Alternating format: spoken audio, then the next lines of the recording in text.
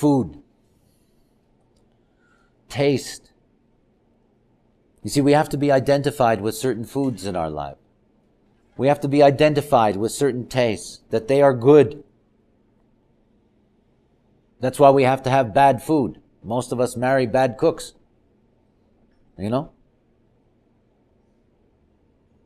We're always seeking out at the genetic level variety because that is the meat of our consciousness. Remember something about putting things into your body is that everything you put into your body, your mind grabs onto.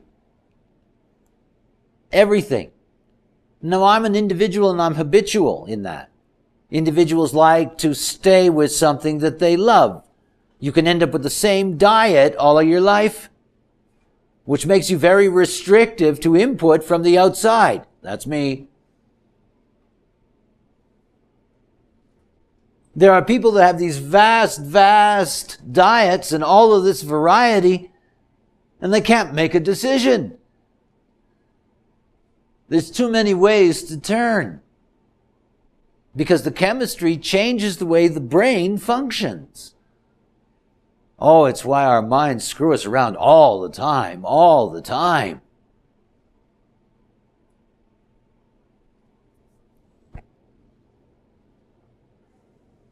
So the 16th gate, in order to be able to identify with the 16th gate, they have to be able to offer you the same taste so that you get it. In other words, the only way that they're going to be able to convince you is logically.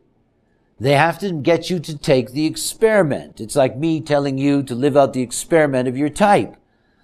You know, you can't do that for somebody, but you can't get anybody onto the collective bandwagon unless they're ready to identify with it. They have to be ready. Now, the way in which you make them ready is that you make them uncomfortable morally if they refuse.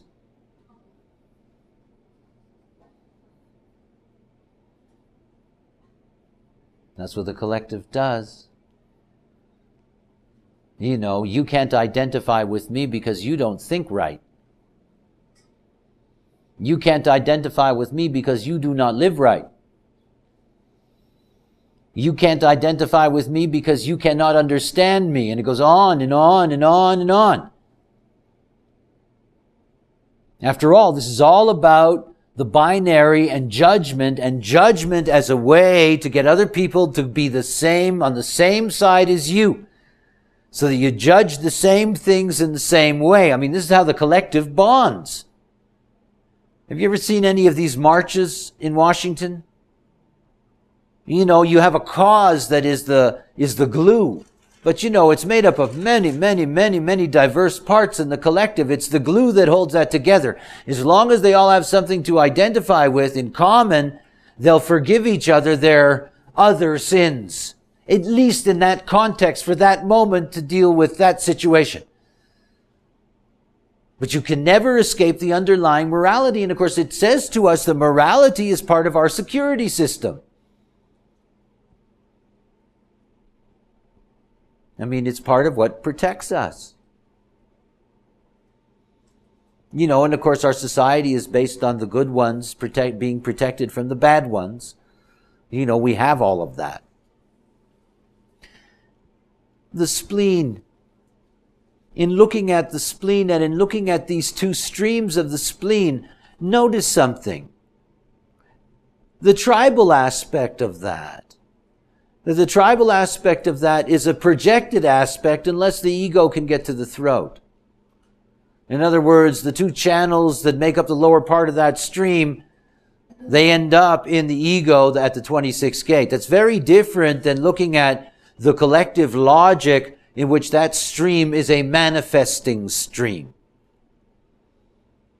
So important to be clear about the responsibility of logic to inform. I mean, it is a responsibility of logic to inform before it experiments. One of the things that frightens humanity the most is the mad scientist.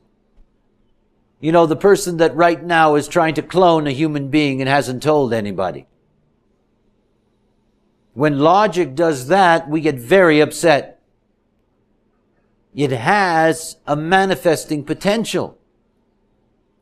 Now we know that it's difficult for logic to get energy, but nonetheless, in this context, when you look at this stream is a manifesting stream. And it means ultimately that you cannot get people to identify with you unless you inform them first. Otherwise, they're going to resist you. So many people who are looking for grants, who are looking for government money, who are looking for financial support for their experiment, that they don't realize the simple mechanic of that. Because it's a simple mechanic. Getting others to identify with you. You know, this is the whole thing. It's the whole point.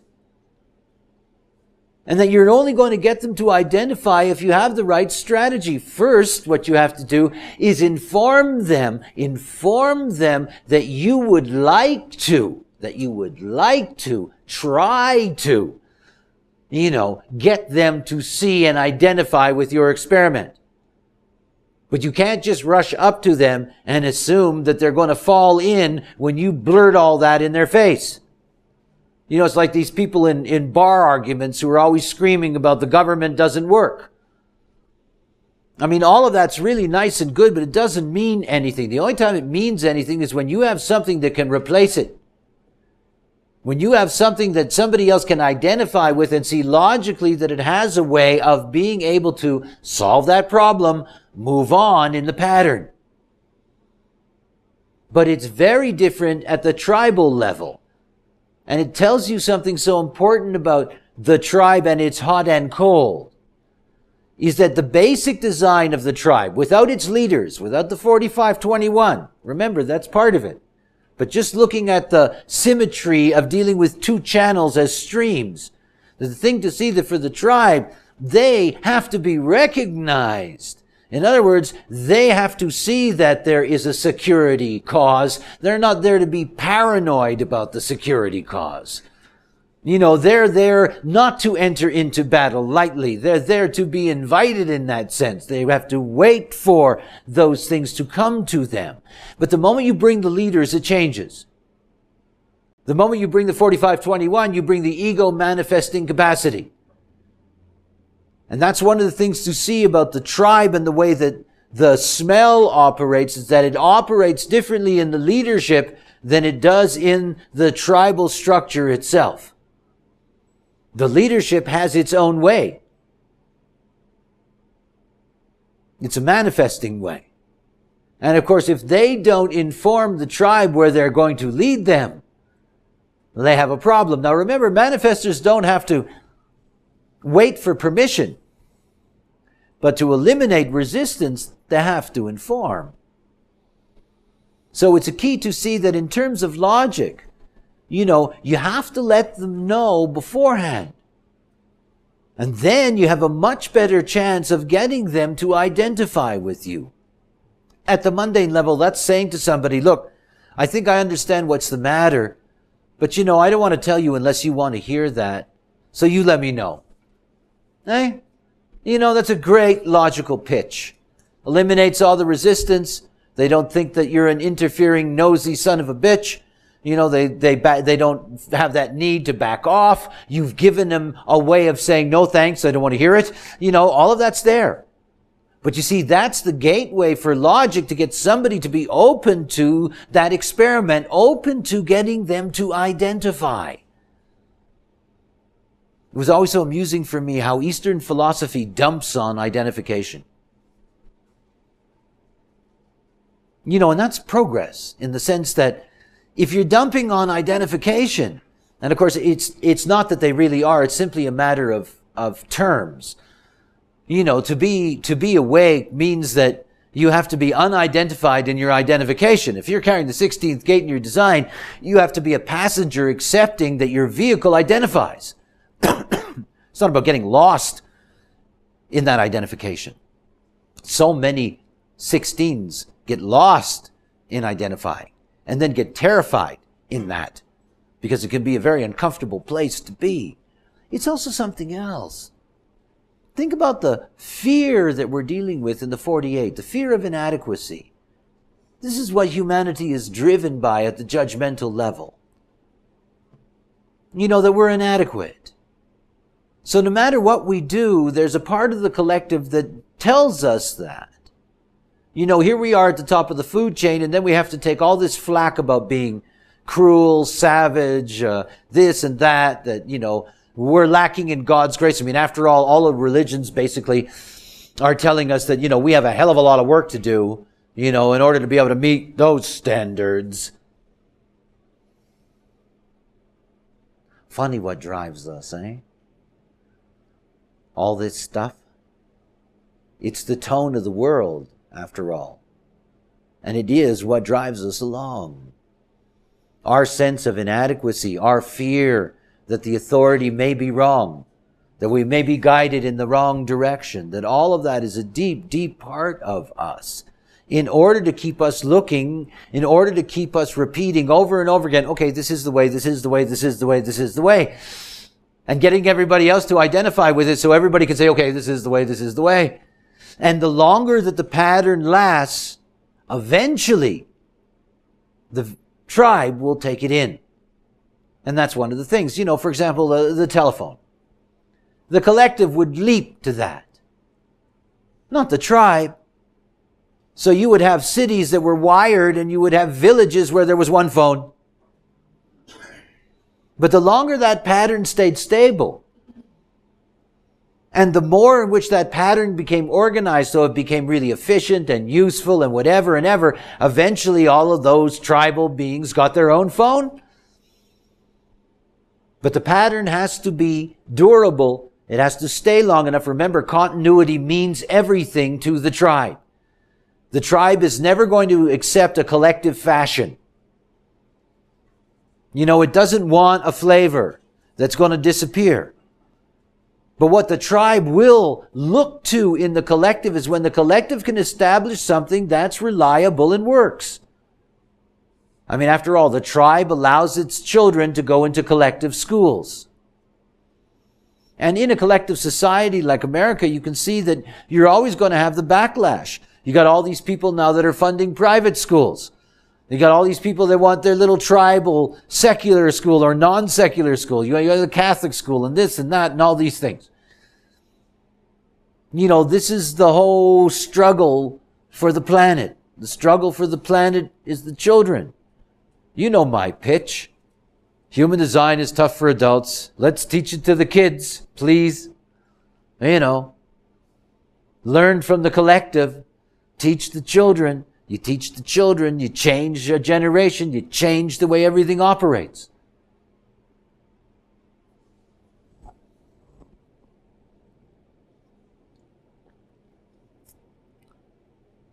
That's why we have all these funny fatherlands and motherlands. You know, we have the collective always trying to assert its parenthood over all of us. That the collective and the logic will soothe us and warm us and protect us. And as long as we all agree with the prevailing morality, then everything is going to operate smoothly. The one thing left about the second tone is that out of its uncertainty, there is a restlessness in its spirit that you will always meet. And it doesn't matter whether or not in their process that they have a solid pattern that they can identify with, they will remain uncertain in that pattern. And it's something that you see as a cliche in the artist. The performing artist is an example. Logical art is about repetition in order to reach mastery. And yet, if you're caught up in repetition to reach mastery, it means that there is never satisfaction. Never. There is accomplishment, but not satisfaction. So the great musician that plays a concert, that musician will never, ever, ever walk off that stage saying, that was it. I mean, it's not possible. And so there's a restlessness in the spirit. There is this restlessness that is seeking a final perfection. Now here's where the joke comes in. If you take morality to its final perfection, you get Judgment Day. You get the good go to heaven and the bad go to hell. And it's over. You know, the good don't have to deal with the bad anymore. The bad don't have to deal with the good anymore. It's over. You know, you get to Judgment Day. But there's a joke in that. You get to death in that. I mean, that's what you get to. You just get to death. This is the stagnant way. If we ever get to the point of perfection, it's all over. We're never intended to get to the point of perfection. You know, this was Buddha's trip. He was such a jerk. I mean, really. Well, that was his trip, you know. We're going to get to the perfected state. That's death, Buddha. And of course, that's what he wanted. Get me out of the vehicle. Get me out of the chain. Get me out of the circle. You know, well, screw him. I mean, we all have to be in. There is no out. I mean, that's just a game. There's no out. Oh, there's annihilation. That's different. That's the waste paper basket. That's no more. But that's an evolutionary process. But this is the whole thing about what happens to you when you take judgment to its final place. You know, it's just death. And of course, this is why there's this restlessness in the spirit of the second tone. You know, it says, oh shit, this is going to go on forever. It's never going to stop. I'm never going to have a day where I can just sit back here and say, yeah, right, perfect. You know? This isn't a Bud commercial. It doesn't work that way. And so there's this restlessness. Now, you can have all kinds of designs that are layered over the surface, eh? But underneath, if you're carrying this tone, there's this quality inside. And it's constantly saying, wait a minute. Can't we just agree that this is the pattern and this is it? Oh, here, this stuff and that, this is it. When they get to that point, you can see why the tribe and the collective have a way of meeting.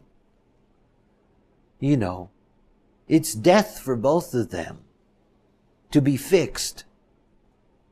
It's death for all of us to be without mutation. Wherever we're going to look in the tones, remember that no specific tone carries with it the life force. That's in the acoustic. That's the thing that'll keep it going forever. But it's not in these sub-themes that are here per tone.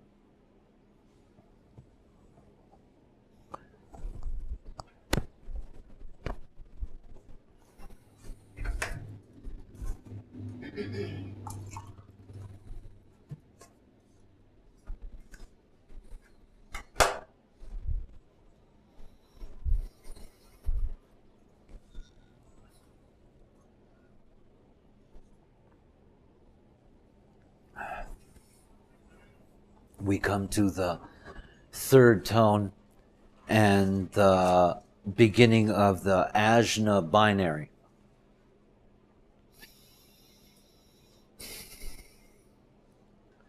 In the statistical research that is being done by Ray of Life Sciences, we come across some hilarious things.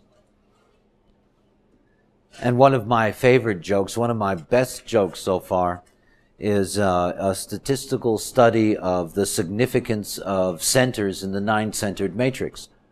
I don't want to go into the technical description of how that works. Basically what it is to find out initially if there are any centers that have no significance. Then of course the whole matrix breaks down. then to be able to see the graduated differences between significance. In other words, which centers are more significant than others.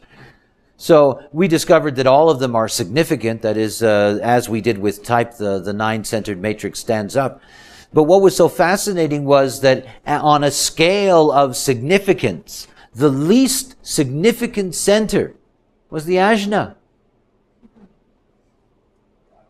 By the way, the real joke is that when we did the same analysis on the dream rave, that in the dream rave, where you may know that in our dreaming state, that's when we're totally involved in the non-personal.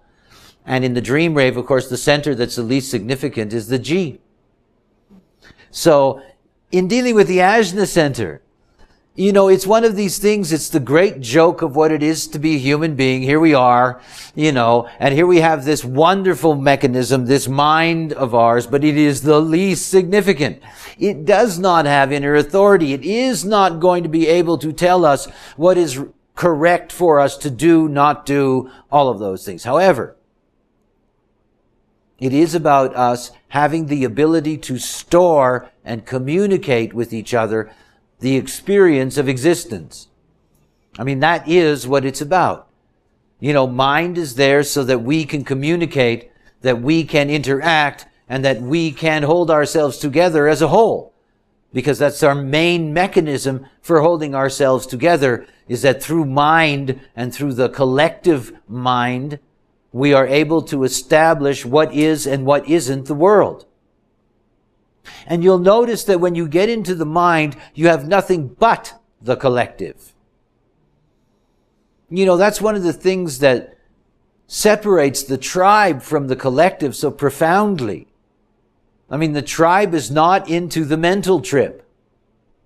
It's not what they're about. And of course, the collective is entirely into the mental trip. That's what they are about.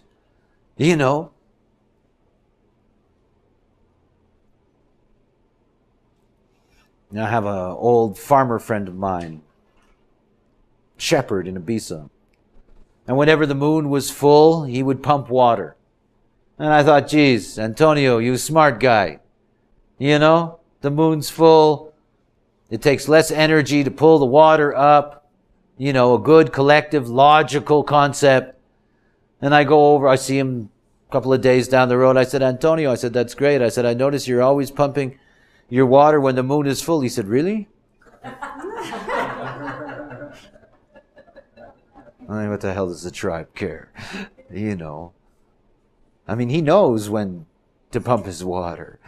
It's, it's not a concept. It's not built on some logical calendar. It's not it's not a matter of physics. It's just operating through him.